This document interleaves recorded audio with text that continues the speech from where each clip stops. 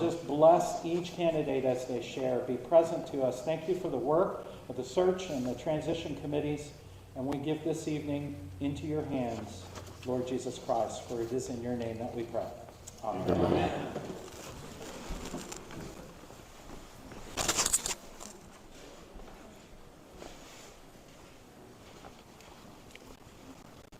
On behalf of that committee, I want to welcome you to St. Luke's Church, Gladstone.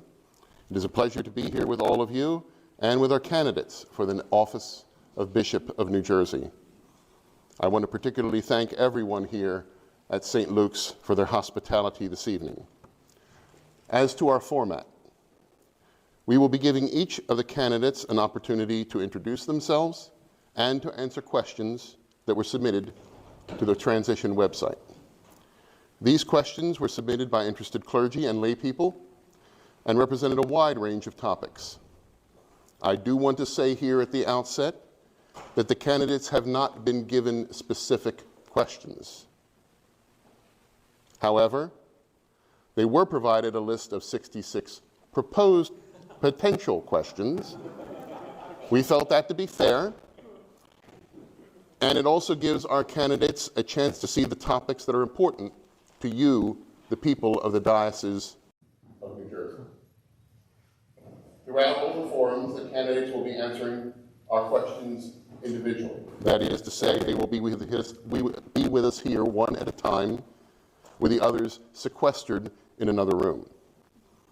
We will ask the same 5 questions of each candidate. The order in which the candidates will be presenting was chosen randomly last night. In the interest of time, there will be no questions taken from the floor. Following this forum, 30 minutes have been set aside for those of you who are here present to greet and meet the candidates. With that, let's begin.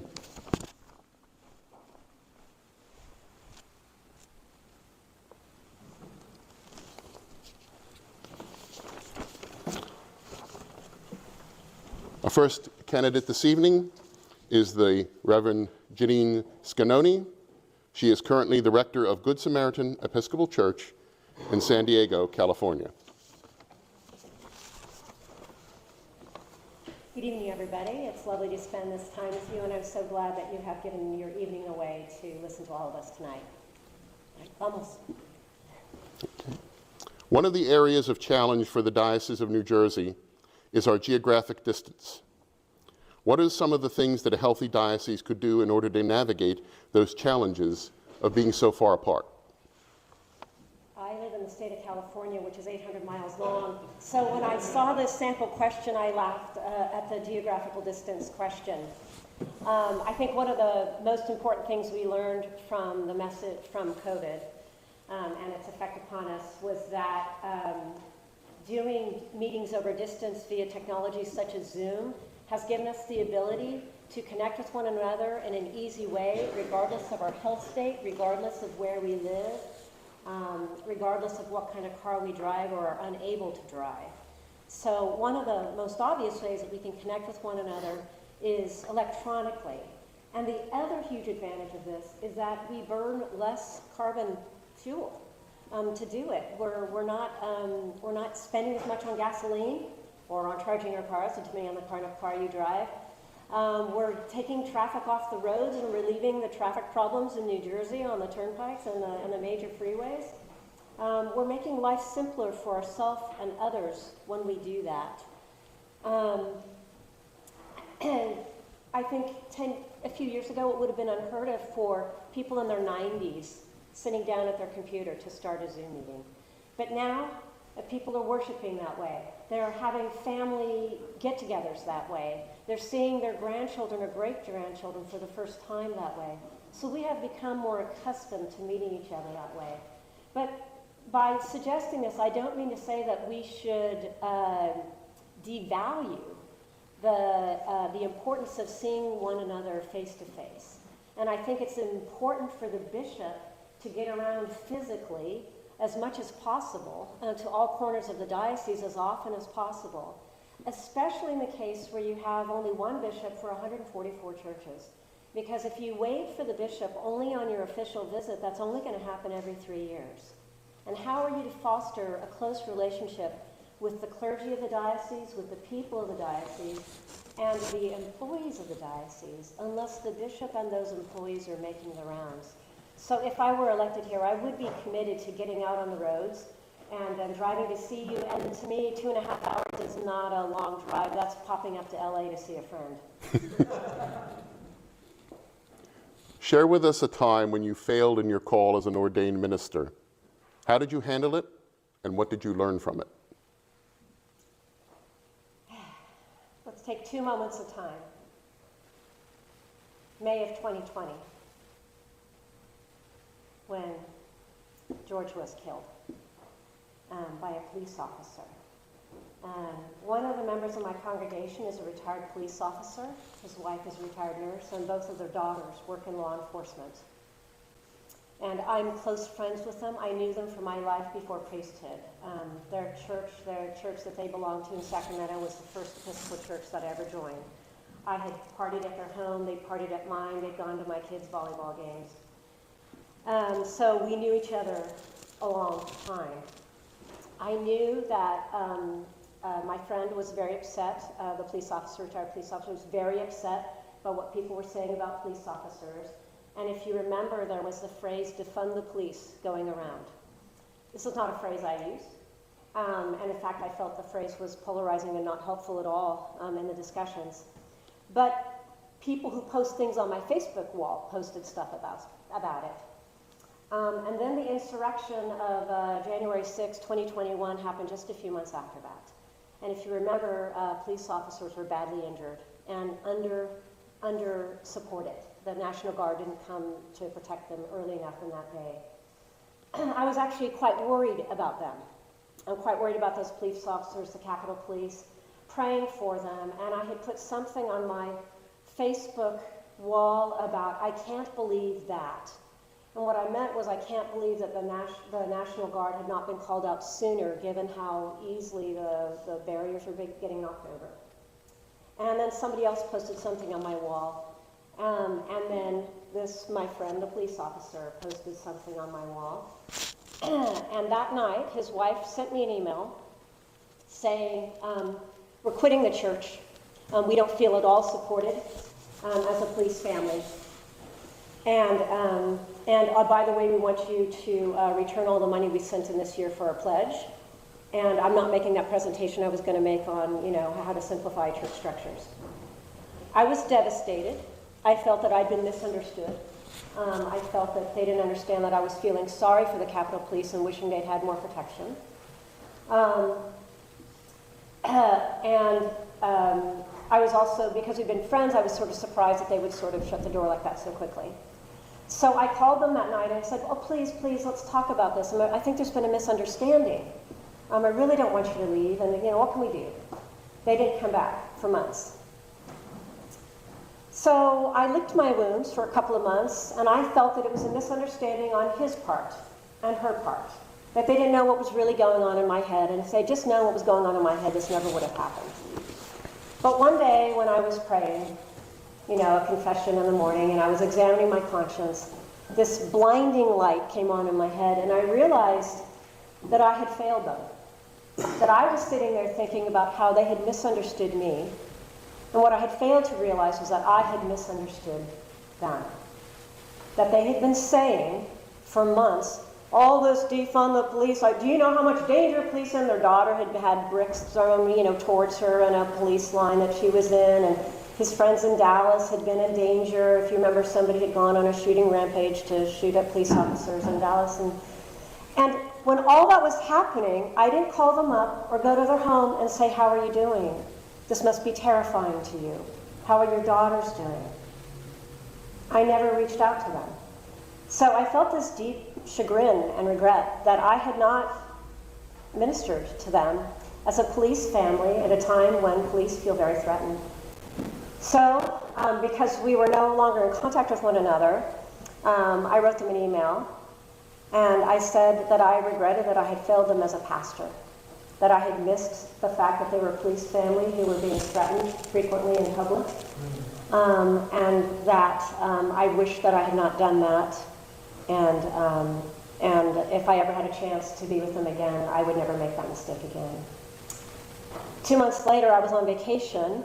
They knew I was on vacation, and they came back to the church.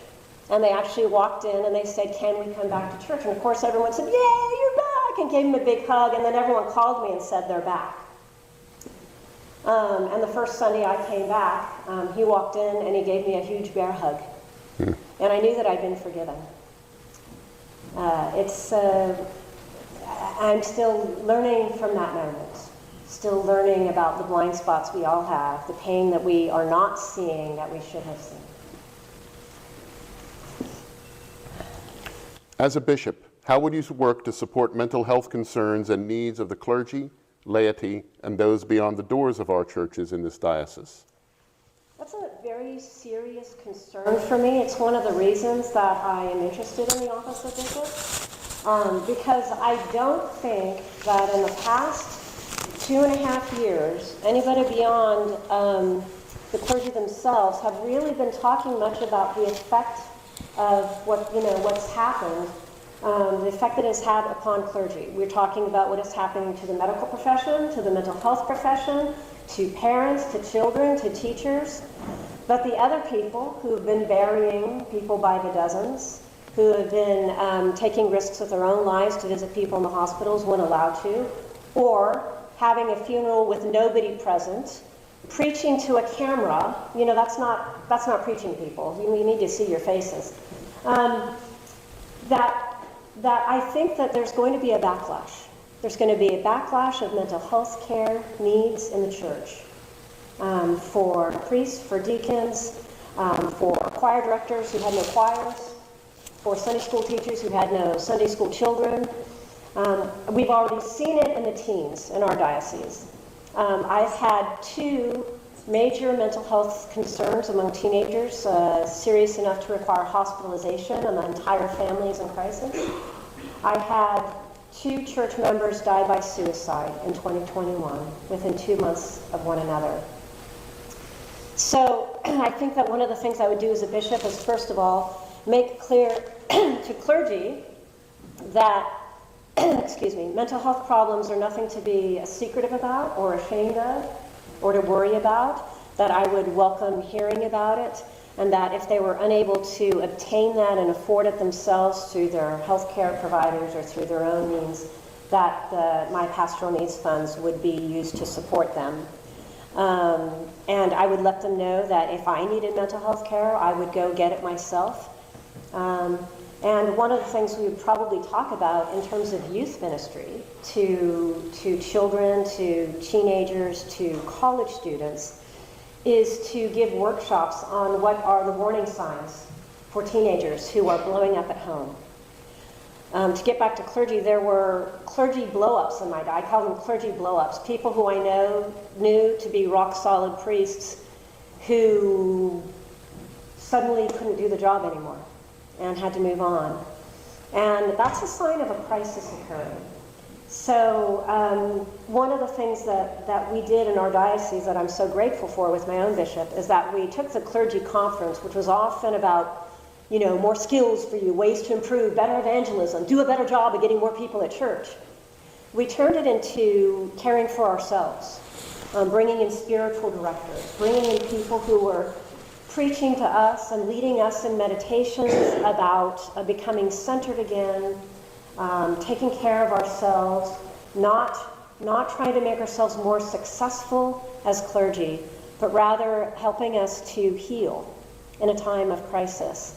And it has made a tremendous difference. So that's another thing I'd be doing, is offering people, lay people and clergy, opportunities for retreat, time to turn off the world, and time to heal. Our diocese has worked diligently on racial reconciliation, and we still have tremendous work to do. Please share your own experiences working toward racial reconciliation and how you listen to the voices of those who have been ignored for far too long. First of all, I want to say that you have a wonderful history of working on racial reconciliation. The classes that you've been developing over the past 20-odd years are a model for the rest of the church, And in fact, the Diocese of San Diego is using the Diocese of New Jersey's class as a model for our own classes that we're piloting at the end of this month. So just kudos to all of you for working on that. My own work with racial reconciliation started pretty early in life. I was curious about race from a very young age. I noticed that the neighborhood that I grew up in, while predominantly white, also had Asian and Latino neighbors in it. But there were no black people in my neighborhood. I grew up in the South Bay, and so what you would call Silicon Valley. I grew up very near to Apple Computer. And I asked my dad, I think I was in 3rd grade, I said, why are there no black people in Sunnyvale? Where are they? And he said, that's a very good question. There are many black people living in Berkeley and Oakland. But what he didn't tell me about was redlining. And so when I went to college, I asked myself the question again, and then I learned about it, the practice of keeping people out of certain neighborhoods by not allowing them to have mortgages in those neighborhoods. That's when I learned what systemic racism is, when I was 18, how it works, how people use laws and other systemic means to keep people from succeeding in the same way that they might succeed. So I was always very interested in being in a multiracial environment. I intentionally chose a university, Northwestern, that had number 13 university in the country, had a 13% African American population because they intentionally went into the south side of Chicago and recruited students and brought them to Northwestern and gave them special summer institutes in case they needed to brush up on any study or testing skills. And I had a friend in college whom I met, and that was exactly what he had done his summer before starting Northwestern as a freshman. So it's been a concern for me. In my priestly life, I'm going to move to that because I know I'm jumping a couple of decades, but I want to get to what I've been working on. When I was working at All Saints Pasadena, we all went through Visions training, which is anti-racism training, and you go through first a 4-day intensive training with a multiracial staff, and we explore all types of ways in which people are oppressed or disadvantaged by race, by gender, by class, and so on. And then we had ongoing training every quarter. The whole staff would do it, and this was a large multiracial staff. So there was a lot of work done there. When I moved to San Diego, much of my work racial reconciliation work had to do with helping my predominantly white congregation understand what systemic racism is and what the underpinnings of it are and how we have the tools within us to become, all of us, anti-racists. There's a wonderful curriculum for free offered by the Episcopal Church called Sacred Ground, and it was developed by a white woman primarily for white people, and she said that. And what it was is a series of like PBS videos and other educational videos and small, short readings over 10 sessions, meant to be done over about 9 or 10 months' time. You're supposed to take your time with this material. And I suggested it for our whole diocese, to our advocacy committee, which is committed to working on racial reconciliation. And I heard from several rectors, people aren't ready for this. People aren't ready for this. Well, I have a pretty average congregation, again, predominantly white. It's about 10% Asian. And I suggested it, and I would say about half of our church went through the curriculum. And after the first 3 sessions, my predominantly white members of the church were saying, we don't want to just learn about this, we want to get involved. Well, I had been trying to get them involved in these types of issues since I'd been at the church. But after only 3 of the 10 sessions, they suddenly wanted to be involved in the organization I work with called the San Diego Organizing Project, which is committed to fighting racism in San Diego in whatever ways, in housing, in food availability, in policing, and so on. So that has been one of the most exciting transformations, is to see my congregation take that leap forward. Finally, will a position in the Diocese of New Jersey move you further away from your family, children, siblings, parents?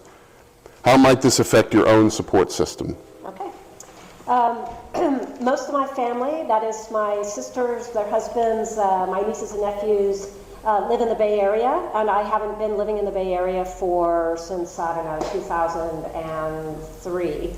So we have remained very connected via electronic means, constant texting with my sisters, calling them, texting with my nieces and nephews, and I see them for all the major holidays. So it's me getting on a plane. And I do find them a tremendous support wherever I am. My daughter was living in San Diego, but through a bizarre coincidence of events, found a job in New Jersey and is now living in New Jersey. So she and her husband live in New Jersey. I did not see that coming. That's kind of a bizarre turn of events. I don't know that she's going to stay here, but I wouldn't exactly call her my support system. She's not the one I turn to. She's my kid, so she turns to me. I have several seminary friends. I went to seminary on the East Coast, so I have a lot of friends in Connecticut, New York, New Jersey, Maryland, and so on. And I also have a dear friend in England, the Church of England. I have a dear friend in LA. Honestly, we stay in touch a variety of ways, most of them electronic. And I have built a very successfully support system in San Diego. Through neighborhood book clubs, through my cycling group, through a hiking club, and I would expect to do the same when I came here to New Jersey. I would lose my spiritual director, who I love. He's in LA, so I'd have to get a new spiritual director. That is one of my main sources of support. So I would have to rebuild that, but I'd have family and friends nearby. So is that everything? Thank you, Mother Janine. All right. Thank you, everybody. It's lovely to see you.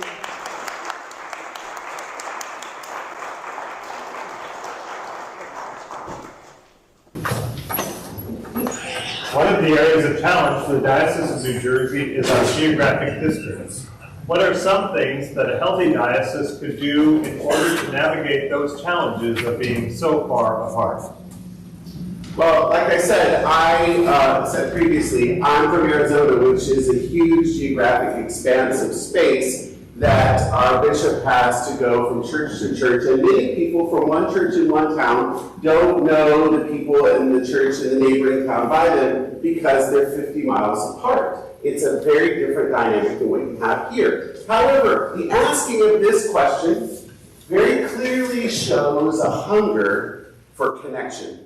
A hunger for community, a hunger for ministry that is shared amongst different churches for the purpose of the building up of the kingdom of God.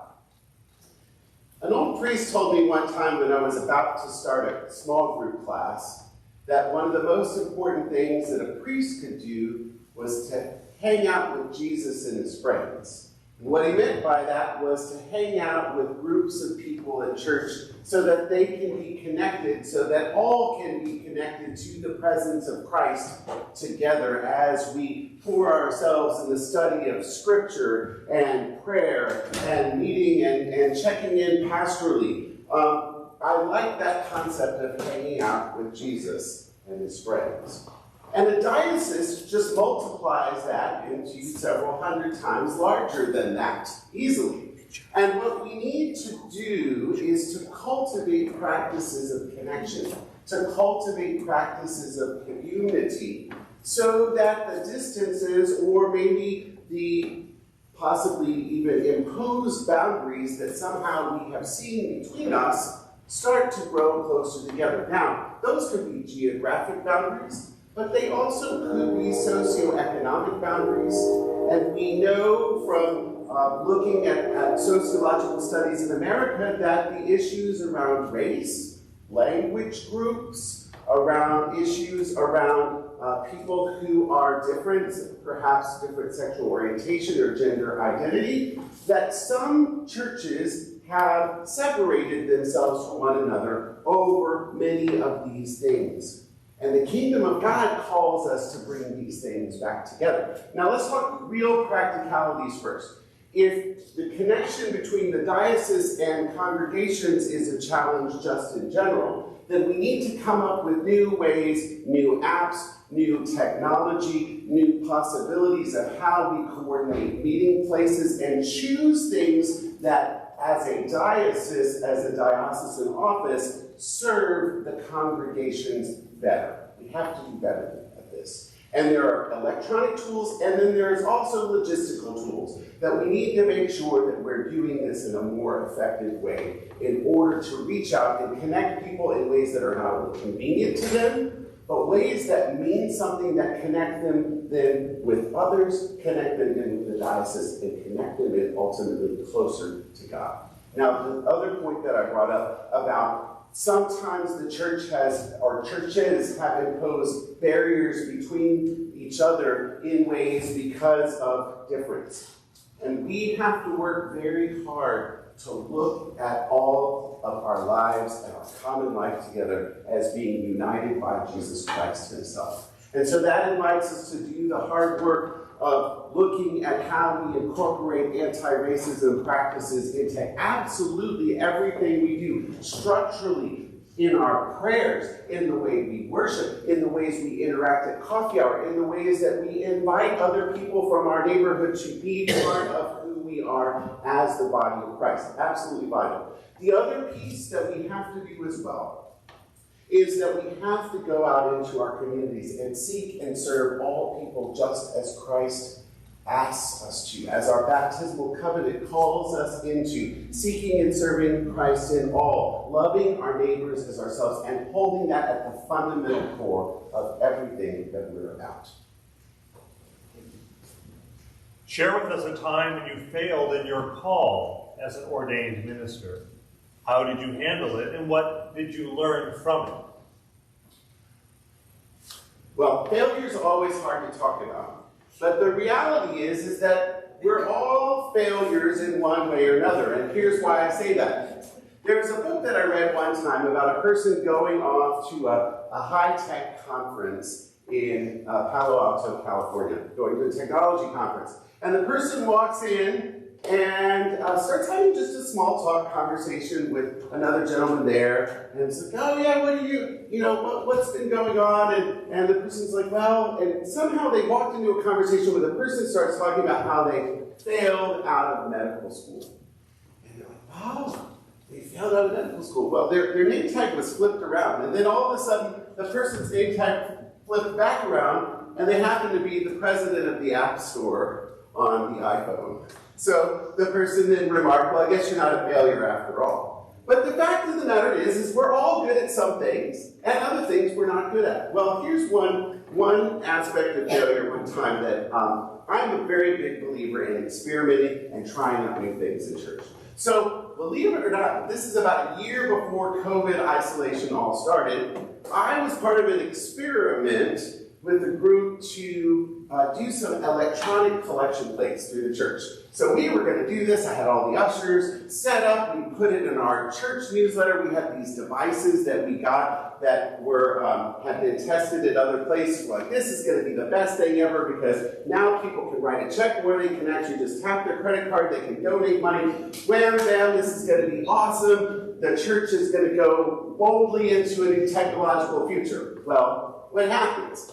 They turn the devices on, the choir starts singing, and the devices start getting passed around, and they don't work. They don't work at all. And we had tested it out, and it seemed that it was going to be okay. And I remember, it was starting to, the choir was about to finish their anthem, and it was about to continue with the service. And so we just kind of quietly waited. The organist continued to play, and once they realized that they weren't working, the ushers collected them, and they just went about the collection as they normally did. And so then I had some explaining to do, because I was the one that introduced this and said, let's do this, this will be fun. So it required a good deal of communication. It required accountability on my part to own up to, yeah, we tried this, it didn't work. We did try to work through the mechanics of it. It turned out that there was a fault in the way that our Wi-Fi in our church was configured, and the reality was that wasn't going to get better anytime soon, so we had to actually scrap the project at that point. We'll come back to it again at some point, but at that point we had to. And so it required me to be accountable to the congregation and own up to the fact that it just simply didn't work, even though it was a fun idea. So we'll go on to the next day. As a bishop, how would you work to support the mental health concerns and needs of the clergy, laity, and those beyond the doors of our churches in this diocese? One of the most abundant and rich things that the Episcopal Church gave me in my young adult life was the ability to look at spiritual practices that cultivated my inner life, that helped me develop inside of myself a new sense of God calling me, beloved, you are my son, in whom I am well pleased. God calling me in a way into a new relationship that I didn't really know existed before. I knew God, but I didn't know God in this way. And in that process of doing that, it really nurtured myself into a place of where I truly grew a sense of love for myself and a call that I really heard from that to take care of myself, to take better care of myself, seeking spiritual direction so that I can start gleaning and discerning more about where God calls me in my day-to-day life and how that changes over seasons and how that's different from time to time.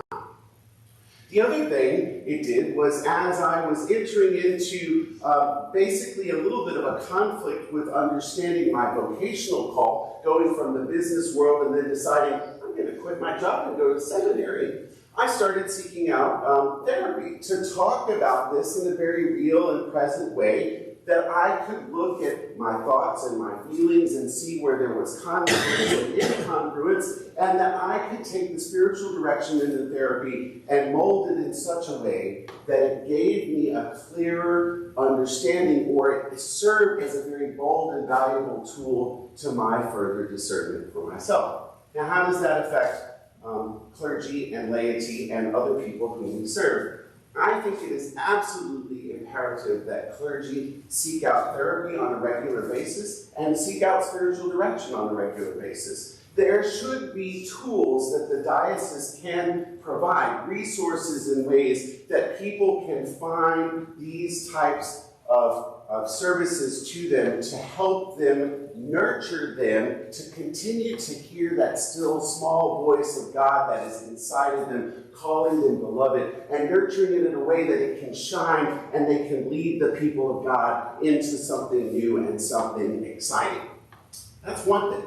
The other thing is, when it comes to our the lay population in our churches, we can do very similar things. We can do workshops, we can do teaching, we can bring in experts all over about mental illness and how we nurture and sustain and support one another as we walk together as congregations with our members that struggle. I have a deep thesis all about how churches can better support people in their congregations that have mental illness, because we don't talk about this a lot as Episcopalians. But the reality is that all of us need care. All of us need to feel a deep sense of love. We need to feel that spiritually, we need to feel that mentally, and we also need physical connection in being in fellowship with people and associating and developing warm friendships and developing social circles at church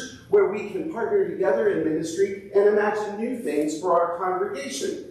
But the diocese can help nurture that support in creating forums and helping us take any kind of stigma or shame about talking about, oh, I go to therapy, so-and-so goes to therapy. We don't need to do that. There doesn't need to be any kind of stigma around this, because we need to realize that we are the beloved people of God and that we owe it to one another to nurture people into the best sense of health, spiritually, mentally, and physically.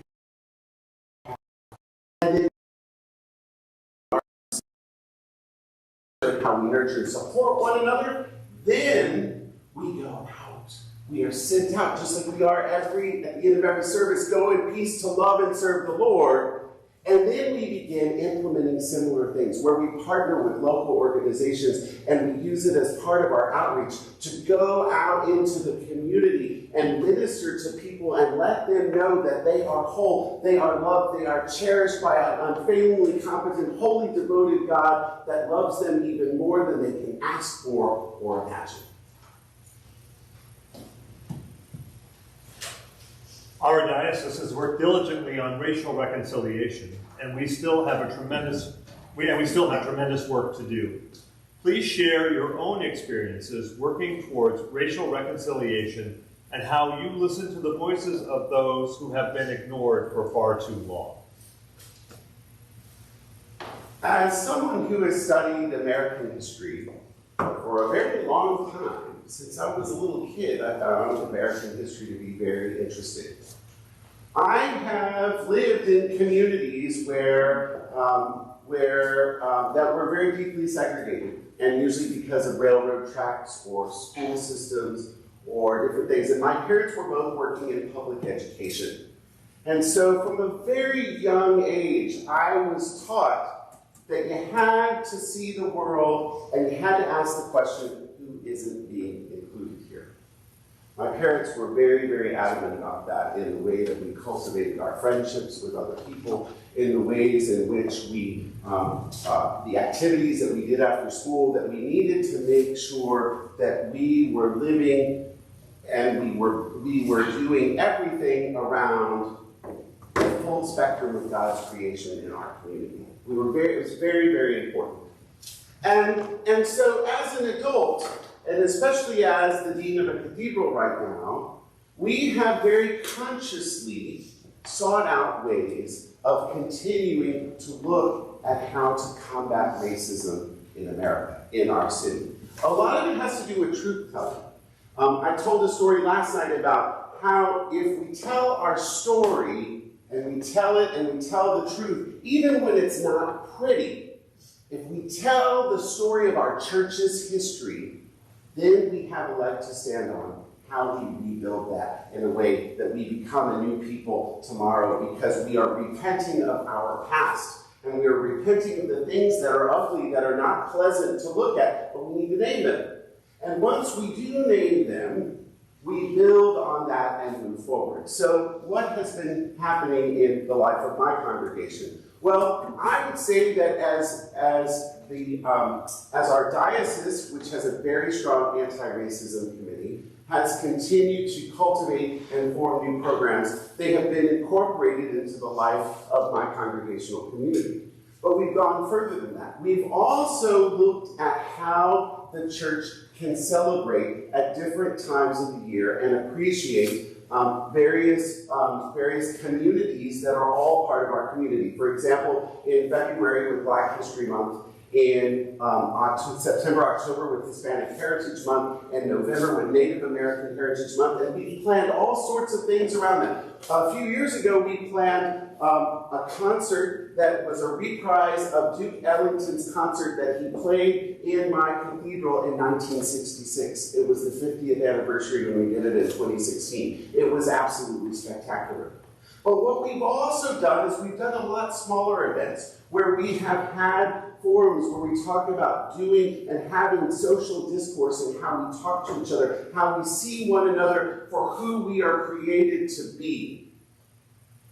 And we also pray and incorporate our practices of anti-racism in our prayers by incorporating music from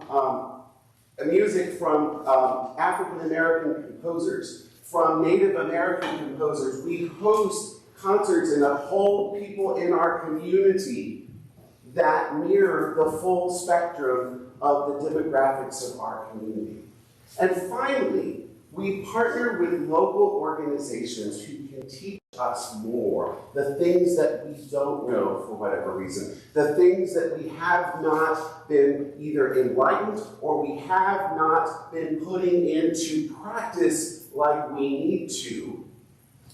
We begin partnering with organizations on the outside. And when we do, we have found that our congregation's heart and mind continues to open with the full commitment of making sure that absolutely everyone that walks through the doors of the congregation knows that they have a place there.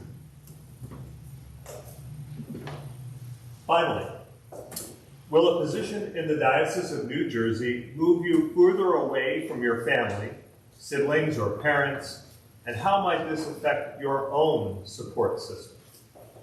This is a really good question because a lot of people who have taken moves from one place to another have found them hard because of distance. I am not one of those people. I have moved around quite a lot in my adult life. This would move me slightly further away from my family, but I don't live in the same city as my immediate biological family. I have very much chosen family around where I live. And I would say that I have cultivated a network of friends in virtually every place in this country to where I do not feel like a stranger. I think part of this question really involves knowing yourself well and also how do you apply self-care in ways that continue to uplift and build you up to do the work that God has given you to do. And I find that in the practices that I incorporate and in the people that I associate with, I know when I'm defeated, I know how to build myself back up again. I know how when I'm spiritually depleted, I know how to build myself back up again. Or find my spiritual director or other people that are trusted people around the country that build me back up again.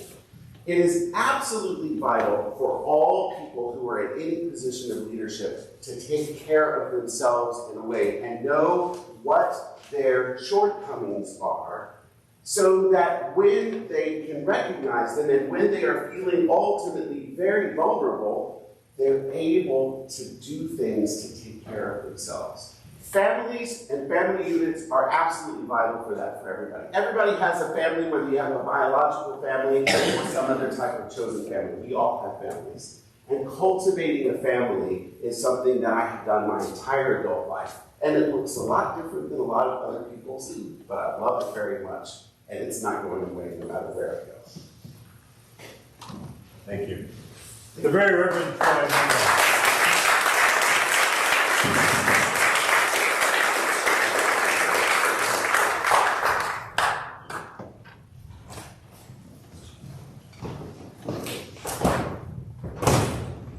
Next up is the Reverend Canon Dr. Dina Cleaver Bartholomew. The Reverend Canon Dr. Dina Cleaver Bartholomew is a canon to the ordinary in the Diocese of Rhode Island. She also serves as Bishop Nicely's Chief of Staff.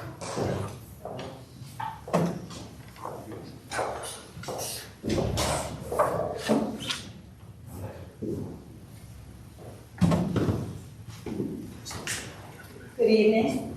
Thank you for being here tonight, and thank you for the hospitality extended to us this evening.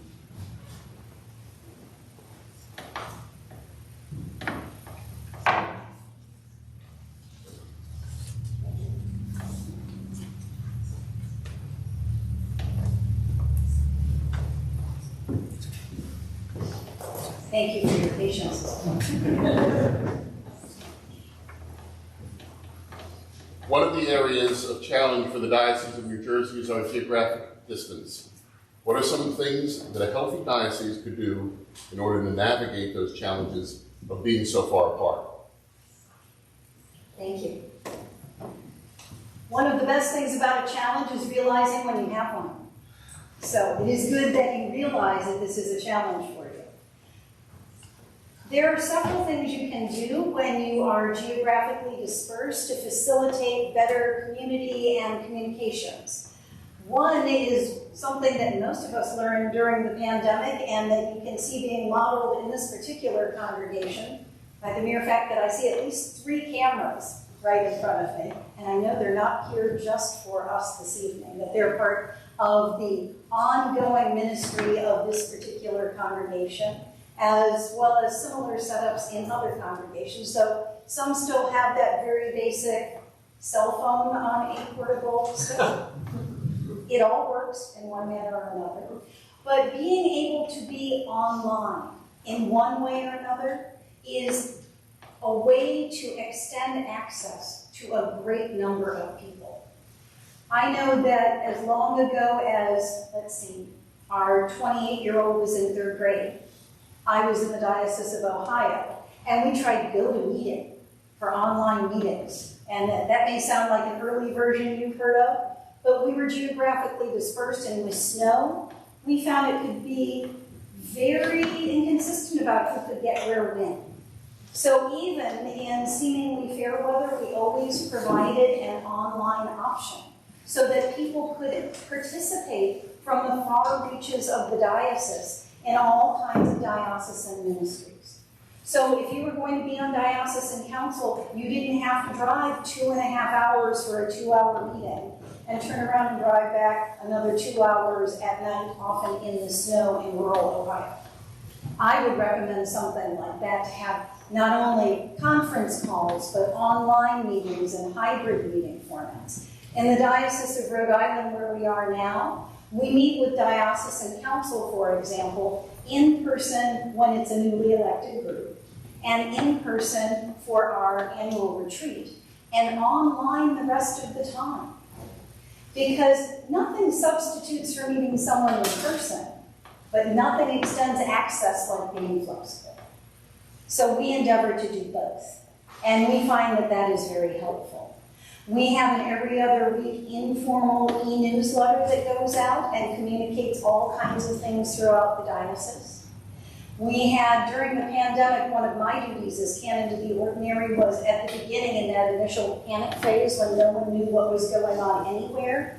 I produced a every weekday newsletter for the clergy and lay leaders of the diocese, with links to every area that they might need to know something about, and a word of encouragement at the bottom. And I remember I had clergy, after I added a little word of encouragement, sort of quote of the day, sometimes Bible, sometimes a theological source, sometimes poetry, sometimes humor, that I would have people call me and email me and say, that was the brightest spot in my day. And it had been one of those little things I'd added on because I got bored of creating all the links on the newsletter of, the latest measures for dealing with all the things and the tools you could access online. But I also knew we needed people to be informed. And I had some people go, why do you send us a newsletter with so many links? We don't all need this. And I go, well, that's because you're following this closely and you're online all the time. There are other people out there who really need someone who will curate this for them so that we make that part simple, because they're doing the on-the-ground work. We also do things like having a quarterly magazine, things like that to communicate. And we're working on our website, which is one of those back burner issues, right, that happened at the beginning of the pandemic. So in a place like this, communicating well in a variety of ways can help ease that sense of geographical distance. There is a need to gather in person, like for area convocations or deaneries and clericus meetings, and having ways to connect in person so you develop relationships, and not only within your geographic groups, but within areas where you share common areas of interest or ministry. Those are ways you can connect. But also, online, in newsletters, through prayer chains, there are myriad ways that you can begin to intentionally connect and to pray for and with one another. Share with us a time when you failed in your call as an ordained minister. How did you handle it, and what did you learn from it? When I was first called as rector to a previous congregation, I knew that there was an addition that had been added to the church building, and they said, and we took out a loan. So my failure was to find out exactly how large that loan was. And after I'd been there a few months and had not gotten much information coming in, I asked the question, so how large is that loan, and what is the structure for it? It's $477,000. It's a construction loan, and it's due in 18 months. Yes, that was about my reaction. Oh. So, what we did was I gathered with the 2 wardens and a couple of other lay leaders. We had some serious prayer time. And then I said the only thing to do is to see what we can do. So we developed what I christened the Resource Development Committee. So the senior warden was all about the money. He wanted to see if we could raise some money. And I was all about seeing what the options were. So one of the things we did on this committee was we just said, we are going to try all kinds of things. It was our experimental group. And these were people who were not afraid to experiment and fail. Only this was a congregation where they had learned to feel a sense of shame if they failed. So I took the word failure out of the equation. We were going to experiment, and we were going to learn from it. And as long as we learned something, it wasn't a failure. Because sometimes all we learned is we don't want to do that one again. And sometimes what we learned was we needed to tweak this or enhance that or do this at a different time. We had a rock concert in our parish hall to the astonishment of the neighbors who couldn't believe we would host a rock concert. And then the priest would go around and welcome them, and parish members would sit at the table and engage them in conversation. We had a series of chicken barbecues until we found out just when to have them, which is when the large multi-neighborhood rummage sale was happening up the street. And they all drove by and smelled barbecue chicken. And then that's when we started having our rummage sale that coordinated, and we'd send people to each other. We had a Valentine's Day dance. Great idea. Yeah, like 6 couples came. We had a pancake breakfast, which we learned if we had it on Memorial Day, because people in my parish love to make and eat food, was really well attended. And then we hit the Lenten fish fries, which began to get from our Roman Catholic neighbors hundreds of people who at first only did carry-out and then began to stay and eat dinner with us. And I began to mingle among them and offer conversation and pastoral care. And it built up into hundreds and hundreds of people every Friday night who would come and bring their friends. And this is what I always called not just fundraising, but relationship building. Because they got to know us as neighbors, and we invited them in sort of through the side door rather than the front door.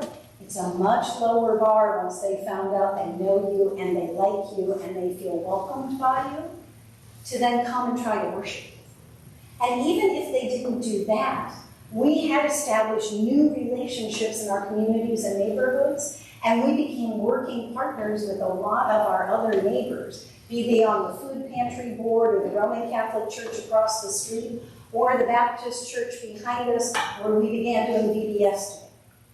So you never know what can happen when you decide you're not going to fail. As a bishop, how will you work to support mental health concerns and needs of the clergy, laity, and those beyond the doors of our churches in this diocese? Well, mental health concerns are something that have risen to the forefront in our culture, especially as the acute phase of the pandemic has begun to wane. And part of that is we realize what a high level of anxiety most people are living with. And one of the things that I think churches can really offer is an opportunity to be pastorally present, to be relationally present to people that we care about, so that we know when they're in trouble, so that they feel that they can come to us.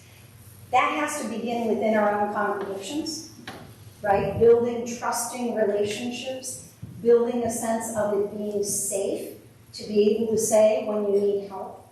We need to be able to do that ourselves. I know that clergy often feel a real sense of pressure to just carry on through the most adverse of circumstances because others are relying on them. But clergy can also model what it is to ask for and receive help when they need it. I know that when both my parents died, the congregation was aware of the fact that first my mother and 4 years later my father died. And they didn't expect me to carry on as if everything was just fine. They were kind and compassionate, They didn't have a problem when I said, I need to take a little time off to arrange everything because I was that healthcare proxy and executor of the estate and the one who had the service for both my parents and went down to Arlington to bury them. They were kind and compassionate. And I think it's good for them to know we're human so that they can show kindness and compassion in return. It's good to say, if you're a clergy person and you need a break, because it's just all too much, to be able to say at least to your wardens, I need to take a little time off. I need a retreat. I need a vacation. I know, I can tell I'm burning out, I'm stretched too thin. It isn't good stewardship for anybody for a priest to burn themselves out. It isn't good stewardship for one of your senior leadership who's a layperson to do that either. We need to be able to give people a little breathing room with compassion and support. It's good to quietly ask someone, are you all right? You don't seem like yourself. Do you need some help? I know that we have a wonderful employee assistance program through the church pension fund, and that you can call and get 10 free mental health sessions. Most clergy don't know that, but I can tell you as canon to the ordinary, I have that conversation with our clergy somewhat regularly. I'll ask them if they've taken that sabbatical, if they've taken their vacation. I'll ask the church, could you afford an extra week for mental health for your priest who's struggling? Most of them would really rather their priest take an extra week than that they really have a mental or emotional health crisis. So there are lots of ways to model this that are supportive, compassionate, and practical. And if things get really bad, there are ways to be able to account for a clergy person who can take short-term medical leave, and we can send in a supply priest while they get the further attention they might need. Our diocese has worked diligently on racial reconciliation, and we still have tremendous work to do. Please share your own experiences working toward racial reconciliation and how you listen to the voices of those who have been ignored for far too long. Thank you. When I was in the Diocese of Michigan, I had the privilege of being there for the election of Bishop Wendell Gibbs as the first Black bishop of the Diocese of Michigan. And shortly after he came, he called for the clergy in the diocese to all go through anti-racism training, which I did. And I'd never had that before. It was a relatively new thing in many parts of the Episcopal Church at that point. And I found it powerful and moving. And I was then invited to go to what we call train the trainer training, because we can't say that too many times. And I did that. So I went through the additional training to be a trainer for anti-racism training in the Diocese of Michigan. And I had to work with a partner to do that. And I learned, again, a tremendous amount about helping to facilitate conversations that are not easy to have, and learning about things many of us did not know, and for other people that are all too common and experienced. And we always have to start with where you are. And many of us have had limited experiences. Since I come from a military family, I had perhaps a broader experience than many people, but I'm a white woman. So my experience will not be the same as a person of color, simply because of the packaging that I come in. So I need to learn what that means and how I might make a difference. So after I became a trainer, shortly after that, I moved to the Diocese of Ohio, did some anti-racism work there, but then moved to Central New York, where even though General Convention mandated anti-racism training in 2000 for all clergy and lay leaders in every diocese, yes, there hadn't been any. And when the bishop asked me to be the chair of clergy continuing ed, one of my clergy colleagues and I said, ooh, this is an opportunity. So we partnered with the anti-racism team from Rochester, our neighboring diocese, and developed an introductory version of anti-racism training that was 8 hours, because we found people would not come when we tried to do the longer one. We first had a workshop at the ministry fair, expecting maybe we'll get 10 or 15 people. We had 60. And we gathered our team from the 60, including several people of color who were willing to work with us. And we then offered our first full anti-racism training day at the mandatory clergy day for clergy continuing education. So we had 60 of our clergy get their anti-racism training all in one day together at that first training. And then we offered anti-racism training in each region of the diocese at least once, and then started going upon request to other areas of the diocese. So we had the 2 black lay women, the gay priest, me, priest who had come to our diocese from Mexico and then Texas. So we had a Hispanic priest, and another one who had an Asian background. So we were a very multiracial, multi-ethnic team. And we were able to broaden our scope that way. And then when I came to be ordinary in the Diocese of Rhode Island, although we have the Center for Reconciliation, which had begun a reconciliation ministry, we still did not have anti-racism training. So I am the person who has been building the foundation for anti-racism training and working as the interim director of the Center for Reconciliation in the Diocese of Rhode Island. And our first step for anti-racism training is Diocesan Council in this spring. Finally, will a position in the Diocese of New Jersey move you further away from your family, children, siblings, parents? How might this affect your own support systems? Thank you. You may have seen this in my profile, but I'll tell you. I was raised in a military family. So my dad was career Army. And that meant that I was born in France and have lived in a number of states as well. And when I met my handsome husband at Yale Divinity School, he happened to be in the ordination process from the United Church of Christ. So that means after we married, we have moved several times in response to where God has called one or the other of us. And when one of us has moved for the other's call, we have sought out a call where we have landed. And that means that my approach to ministry is that we go where the mission is. God calls and we respond. And that's normal to me. That's what I've known my whole life. I have found my sense of home in the church and in service to God. And I married a man who has the same sort of outlook, so I am quite well blessed in that category.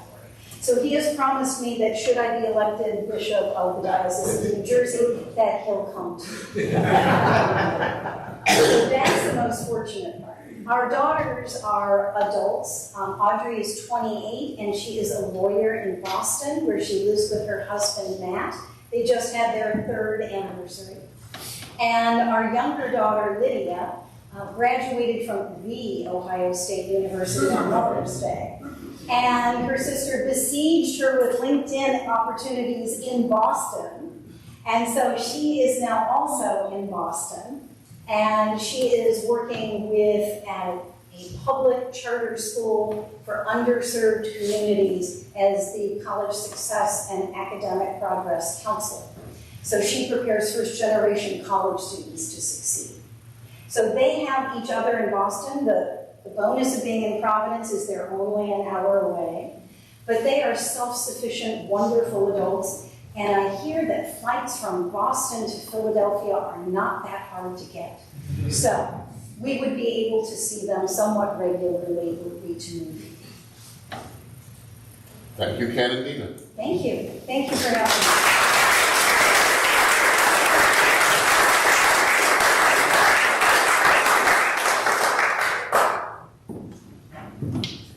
Our next candidate is the Reverend Canon Dr. Sally French.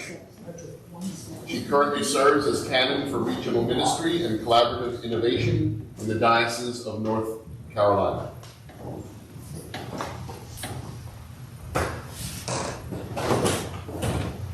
Well, good evening, everyone.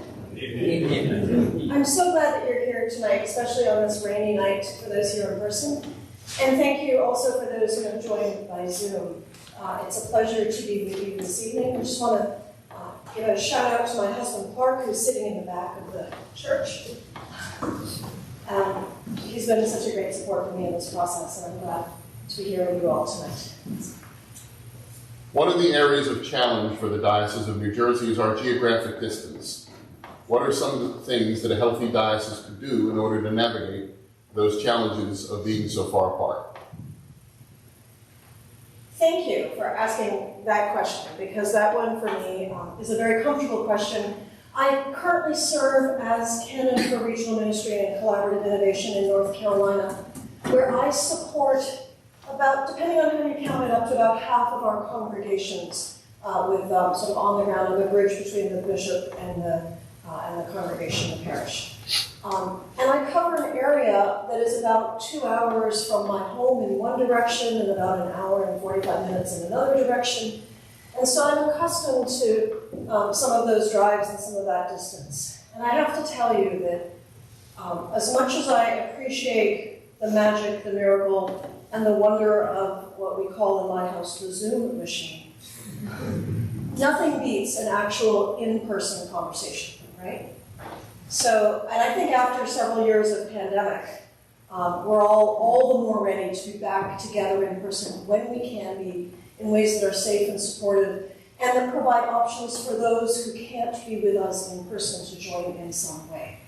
I think one of the ways to get around the distance is actually the old-fashioned calendar, to find ways to schedule so that the bishop can be present in a convocation with a congregation, with clergy and lay leaders, individual meetings and group meetings, perhaps by scheduling in a block instead of on an individual basis. I wonder what it might be like to have the bishop present in each convocation for a period of perhaps Friday afternoon to Sunday afternoon on a semi-regular basis. With 8 convocations over the course of a year, you could easily see the bishop present at least once in each convocation to cover the issue of distance by being on the ground, available for those meetings. Is it a particular church that needs a visit? Is it time for a regional confirmation service? Are there clergy that need to have time with their bishop to build relationships? So I think that's one way to cover the challenge of distance. Another is, of course, to be attentive to the needs of the community around and to schedule and plan for things that may bring people together in ways that will stack meetings. So you're not driving 2 hours for one thing, but maybe you're driving 2 hours for 3 things, or 2 things and an opportunity to gather together for social time and fellowship.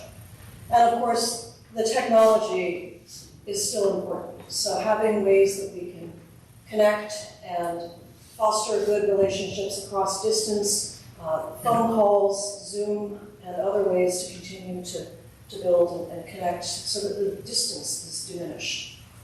If you were to call me as your next bishop, I would be really excited to get on the ground in places where people are, in the churches, in the convocations, not just for occasional visitation, the visitation schedule, but also for regular connections with the community beyond, in ways that might help diminish the sense of distance in the diocese.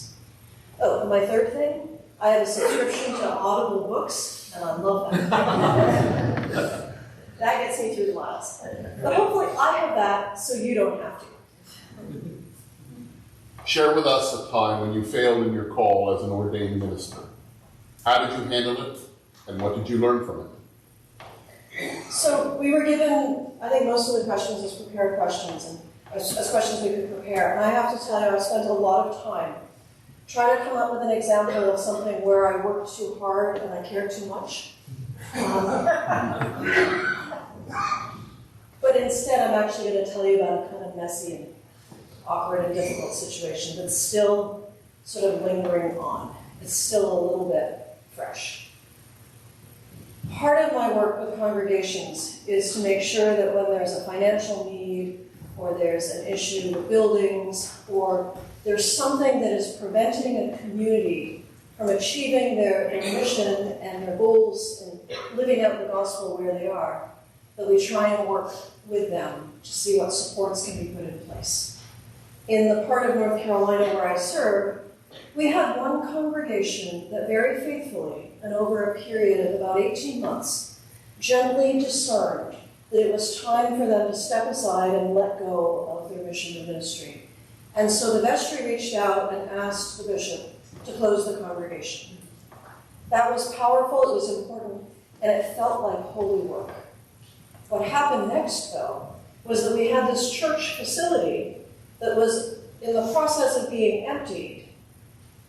And I had this, well, we as a diocese, the diocesan staff talked a little bit, the Bishop Suffragan on a visitation suggested that that property would be an excellent property for the neighboring congregation, and boy, did I get excited about that.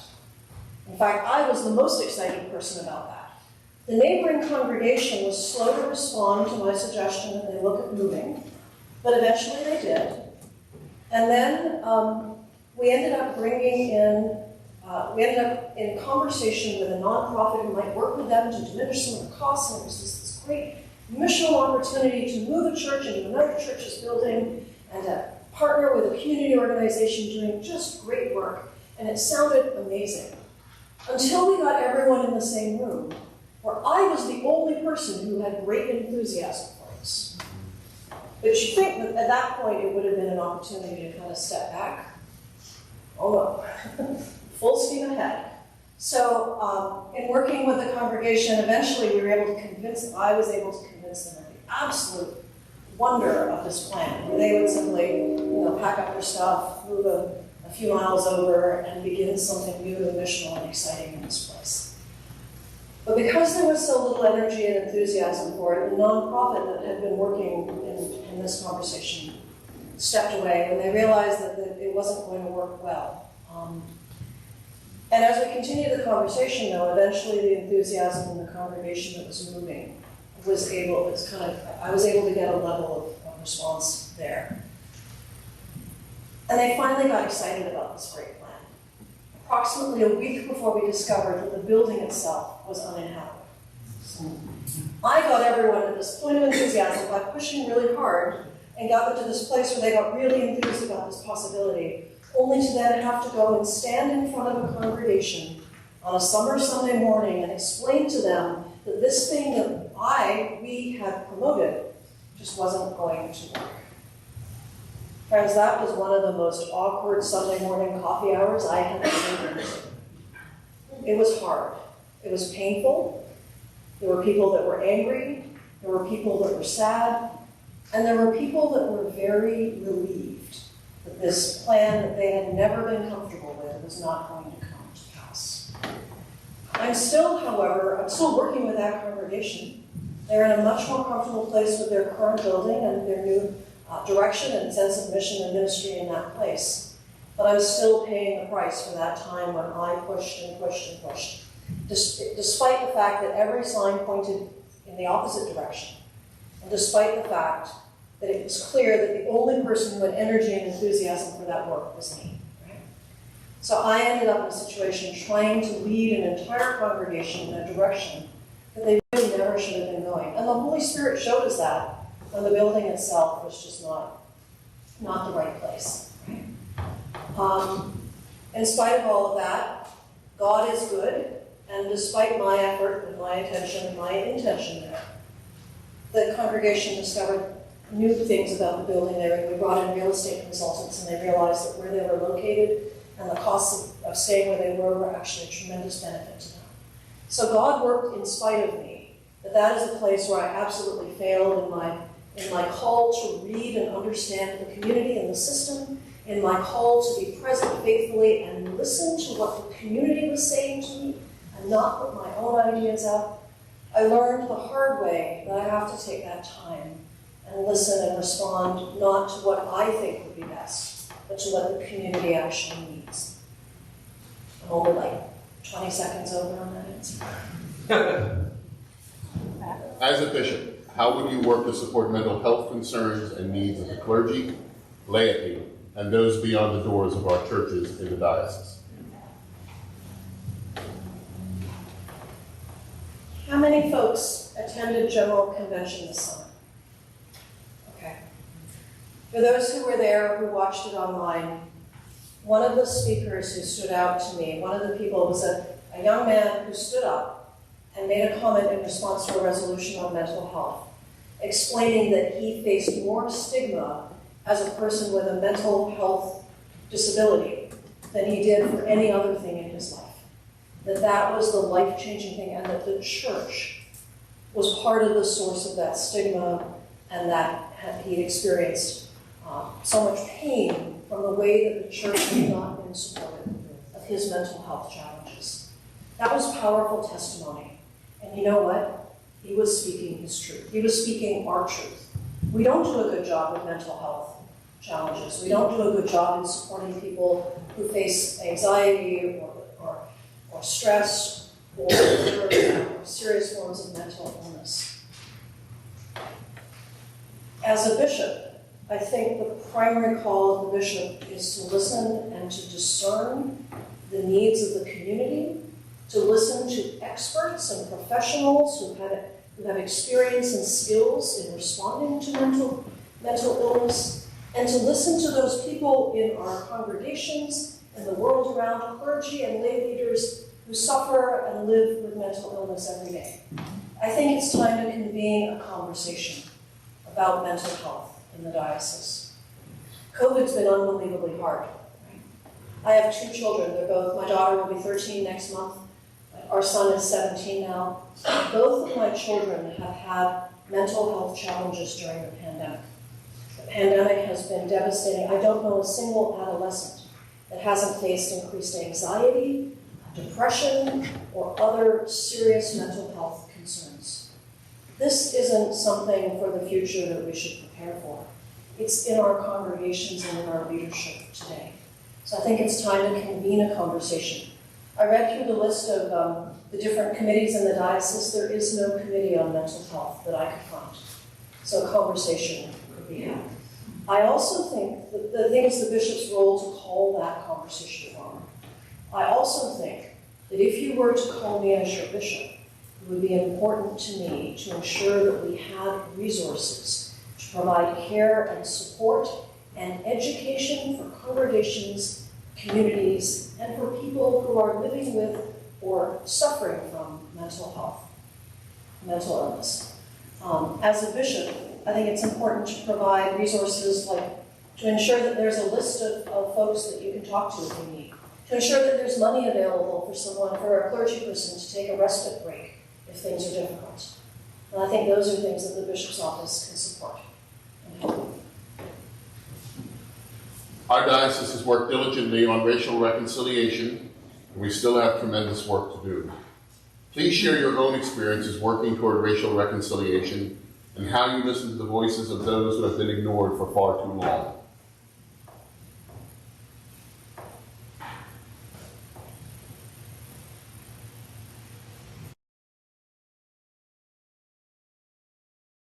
Experience is that I have the ability to see bias. And when I see it, I name it. I got an email just a couple of mornings ago from someone who had been in a meeting with me last week when I had to very gently point out that we were asking different questions of a person who was a person of color, that we were asking of people who were white in the same conversation. It was a difficult thing to do, but it's an important thing to name when we see bias and discrimination and to call it out. When I joined the standing committee in the Diocese of North Carolina in 2017, I was the diversity on the committee. I was younger and female and ordained. There were only a couple of women on the committee. They were all older than I. I was the only ordained woman on the standing committee at the time. In the past, there had been some racial diversity, but it had always been difficult to carry that forward. In 2019, when I became the president of the standing committee, the president sets the agenda for the retreat that begins the year and then for the year's meetings. And I asked us that year to focus on racial justice. And so we brought in consultants, we had hard conversations, we engaged in an exploration of our history, and we started to explore the places where the Standing Committee had been a participant in bias and discrimination and inequity over the years. The Standing Committee mostly deals, you may know, it deals mostly with things like real estate transactions and interviews for people in the ordination process.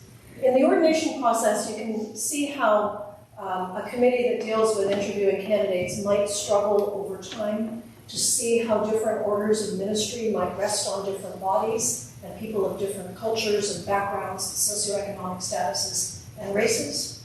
And that was certainly part of the story. But I was surprised to discover the difference, that the ways that our expectations for, even for simple documents, it's much harder for a congregation that has, a congregation of color that has less financial resources to get an audit for a piece of property or an appraisal or some of the technical things we were asking for. Someone sent me a document, instead of an appraisal of a piece of property, they printed off a page from Google Maps and they used a Sharpie to outline the property in question. And when I saw that, I realized that that was because what we were asking for was tremendously expensive and difficult for that congregation. The bias that was in our system predisposed towards people who had the ability to just call someone up and get it on their desk in a few moments through email. And that was injustice, and that was racism. Out of those conversations, they continued after my term on the Standing Committee was up. Last year's Standing Committee in the Diocese of North Carolina, I remember when I started, there was 0 racial diversity. Last year's Standing Committee had 56.6% people of color. That's an astonishing difference. And that's what happens, I think, when you start to talk about racial justice and the challenges of that. So my commitment to that work is substantial. I have the experience of working with it on a systemic level to engage with communities and committees to address the ways that the conversations we have shape our ability to respond to racism and injustice. And I have the ability to see how that impacts people in their daily lives and in their ministries. Finally, will a position in the Diocese of New Jersey move you further away from your family, children, siblings, or parents? How might this affect your own support system? As mentioned, I have a 12-year-old and a 17-year-old. They tried very hard to convince us that they would be just fine on their own this week. Instead, we flew my parents in from California to do childcare for that. We moved to North Carolina 12 years ago, and we have loved being in that place. And it has been a good place for us, and we have certainly made connections in the community. But in terms of family, I think I'm supposed to legally bring the kids with me. That has always been the plan. We're a close family. My husband has talked to a few folks at these events, and when people say, well, what will you do? His response has been, some people can live without their wives. I'm not one of them. I have a strong marriage, and I have a husband who is absolutely wonderful, and we will move the kids together. Turns out that Newark is an easier flight to California than North Carolina, so that's one of the support networks. My husband's family is originally from Canada, so that's also a little bit closer. And I understand from what I've seen that the role of bishop is a pretty solitary one in many ways. So that there will certainly be some challenges around support networks and connections. But I have good support networks that extend beyond the geography of where I currently am. And I have a family that is committed to this process and is able and eager to engage with me in that transition. Thank you, Ken and Sally.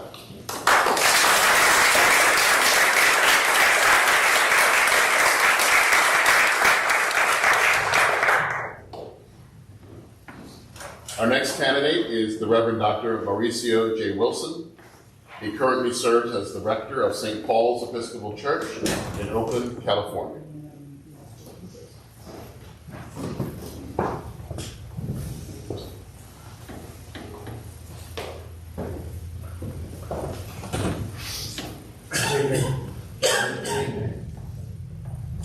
One of the areas of challenge for the Diocese of New Jersey is our geographic distance.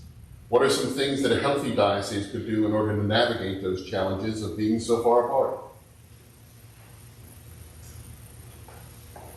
Well, distance has been becoming shorter more and more as we have developed technology. And particularly technology, not only vehicles, but also Zoom, cell phones, and things like that. I think we need to take advantage of the technology that is available to us. That is number one. Just use what we already have. But aside from that, I think that it is important that we gather into smaller communities. Part of the reality is that the church can't gather together all the time. Universally, the church is so big that there's no occasion in which we can all be together at the same time. That is also true of a diocese. So I think that it is important that we, if it doesn't already exist, that we develop things like local clericases, where we encourage the local clergy to come together regularly for conversation, for prayer, for coffee, for cocktails, whatever brings them together. Because that way, in that sense of gathering, we can also keep ourselves informed. We can keep ourselves informed about what's going on in our lives as individuals, about what's happening in the lives of our church, the needs that are emerging in the local communities.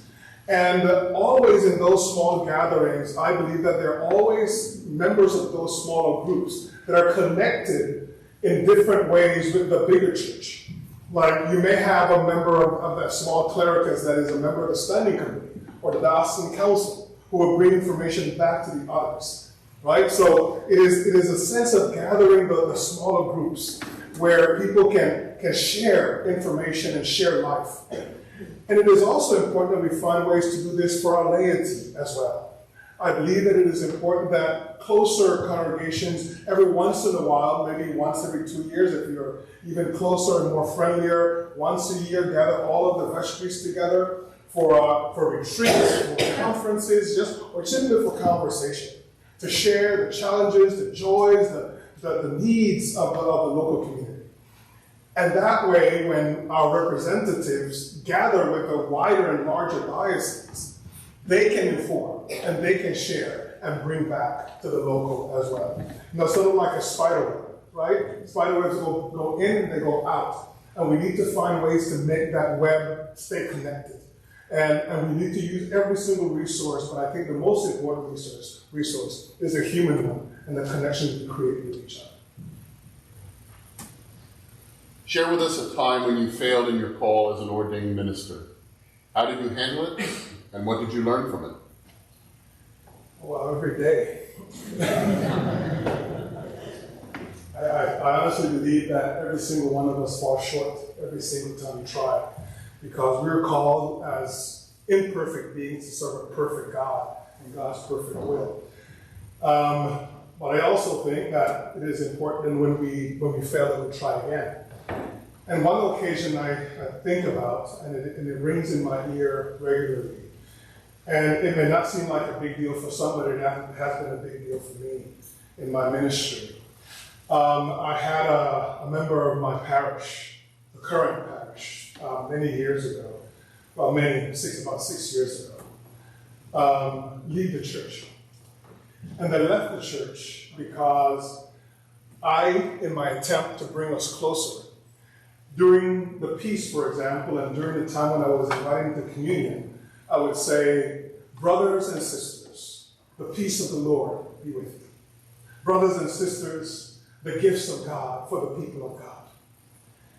What I found out after the person left, and I asked other members of the church, I didn't ask, they told me, such and such person left because you started using the terms brothers and sisters. And it is a not inclusive way of referring to God's people. You're leaving out those who don't identify either as male or female, and they did not identify as either male or female.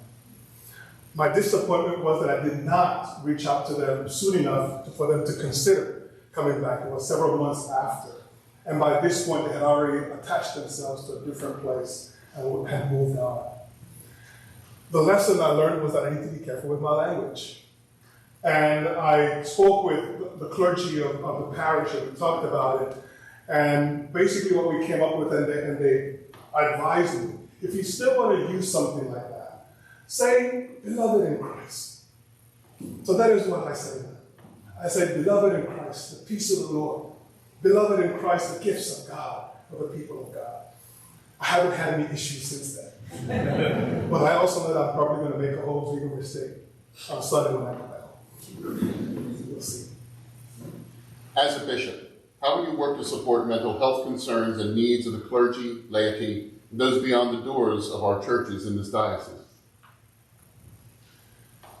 I would say that the first step that we all have to take is to recognize that mental health is an issue. And part of the realities that we have had to face over the last 3 years, I believe, is that the pandemic has even emphasized that reality even more.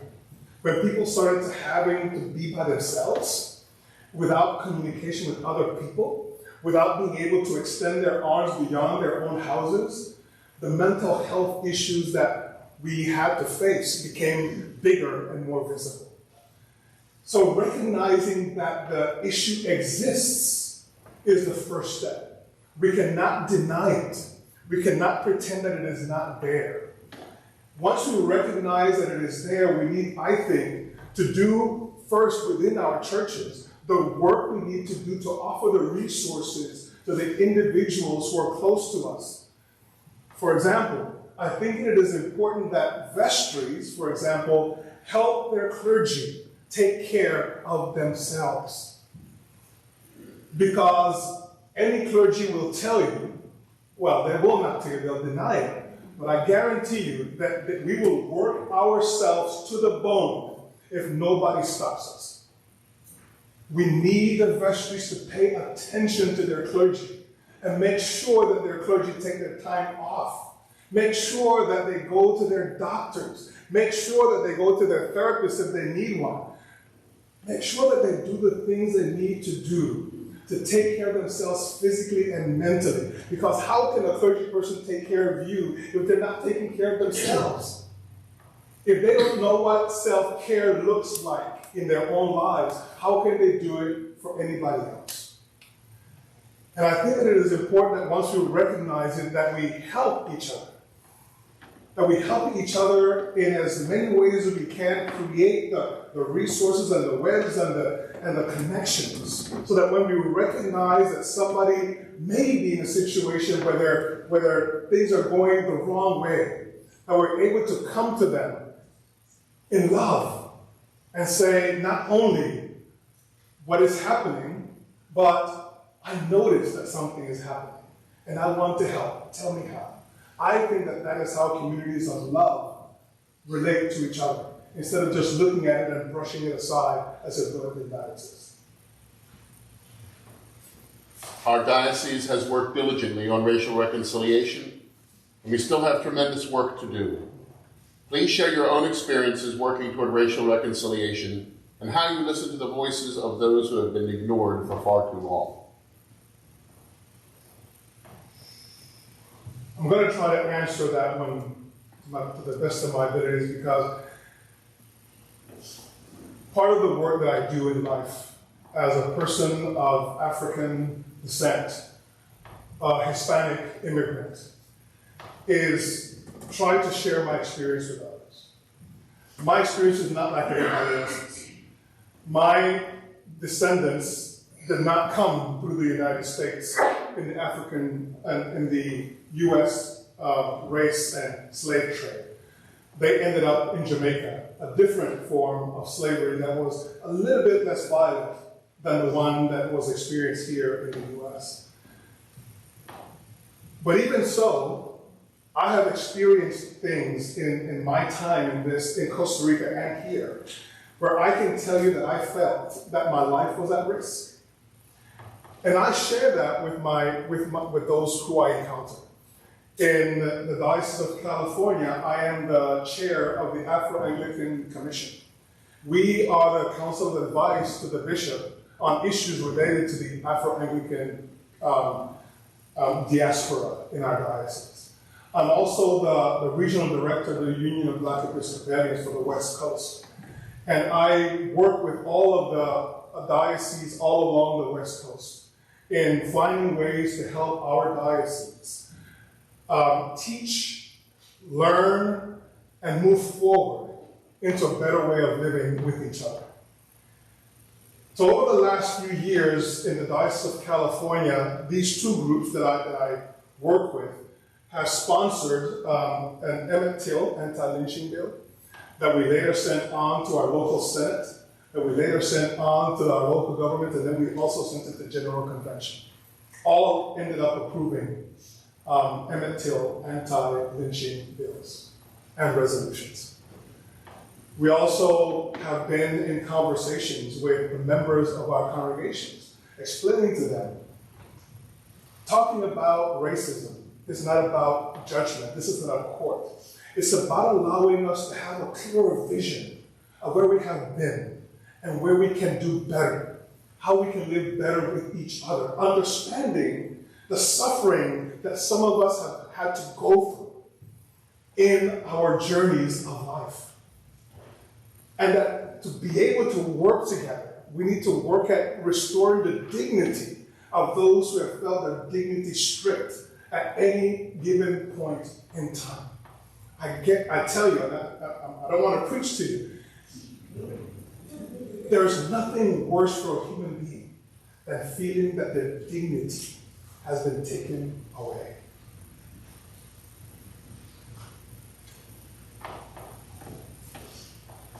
Finally, will a position in the Diocese of New Jersey move you further away from your family, children, siblings, or parents? How might this affect your own support system? Well, actually, what happened when we moved to California, to Oakland, is that we moved away from our basic support system. My mother-in-law lives in the Poconos. One of my sister-in-laws lives in Asbury Park, has her own business there. My brother-in-law is in the military base here in New Jersey, in the Army base, and my other sister-in-law lives in Brooklyn. Some of my best friends, one of them is sitting back there, they live in Long Island, and his two daughters are my godchildren, and my children are best friends with them. And my kids my goddaughter, the older one, has said to me already, if you move to New Jersey, I'm going to be hanging out there every weekend. So we actually will be moving back into close proximity to our support system, our basic support system. We have developed support systems where we are, but the basic ones, the ones that have been lasting for many, many decades, they're here. Thank you, Father Mauricio. Thank you.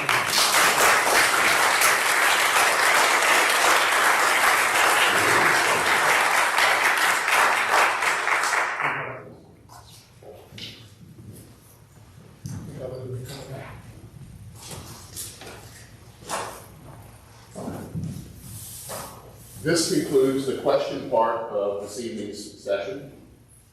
Thanks to each of our candidates for their thoughtful answers. Thank you to everyone in attendance this evening, both here in St. Louis Gladstone and on the various platforms. Thank you to the search and transition committees for their work in the process thus far. Special thank you to Father Jeff Roy, who has always pitched in my moment of indisposition. Again, we want to thank everyone here at St. Luke's for their gracious hospitality, particularly Reverend Dr. Kent Wally, the rector, Reverend Dr. David L. Snyder, Episcopal priest retired. That's what it says on his business card. John Gallup, senior warden, Melissa Spencer, junior warden, Regina Schittig, parish administrator, Lisa Stryker, Valerie Kent, and Carol Day, our dinner volunteers, and also our post-evening repast volunteers. The next and final forum session will be tomorrow evening at 7 p.m. at St. Mark and All Saints Church in Galloway, New Jersey. This forum will also be live streamed and recorded. For those details, I encourage you to visit the Search and Transition website, www.slu.org. www.bishopsearchnj.org. I also encourage all those here and all those watching on the various platforms to please, if you wish more information about our bishop candidates, please visit bishopsearchnj.org. We now invite all of you who are here at St. Luke's Gladstone to engage in conversation with our candidates and each other.